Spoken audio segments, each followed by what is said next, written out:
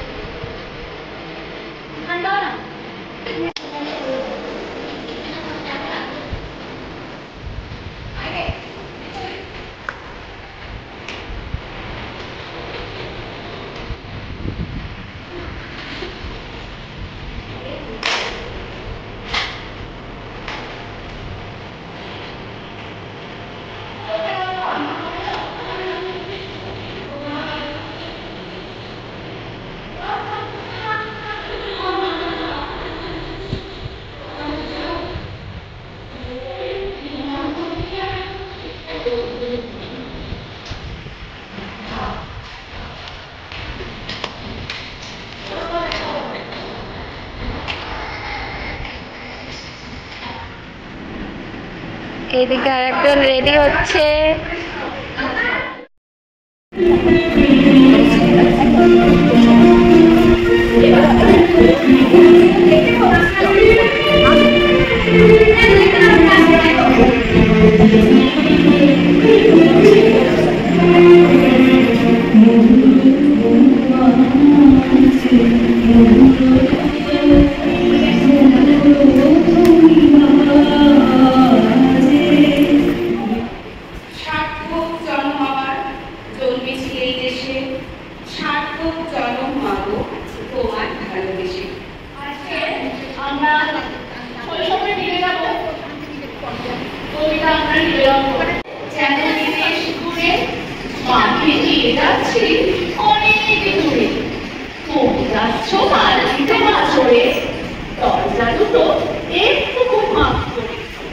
আমি যাচ্ছি রান্না করার পরে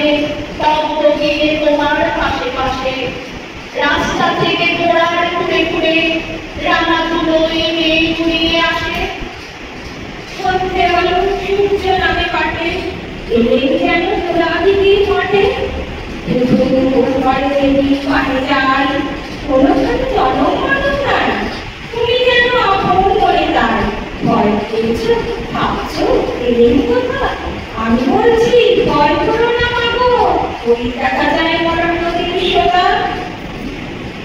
চৌকাটাতে মাছ হয়েছে মাঝখানিতে পথ দিয়েছে রেখে কোনো বাছর নেই তো কোনোখানে সন্ধে হতে গেছে গাড়ির বাড়ি আমরা কোথায় যাচ্ছি কে তা জানে অন্ধকারে দেখা যায় না ভালো তুমি যেন বললে আমায় দেখে দিঘির ধারে ওই যে কিসের আলো এমন সময় হায় ওই যে তারা আসতেছে যাচ্ছে তুমি ভয়ে বাড়ি দিয়ে এক কোণে ঠাকুর দেবতা স্মরণ করছো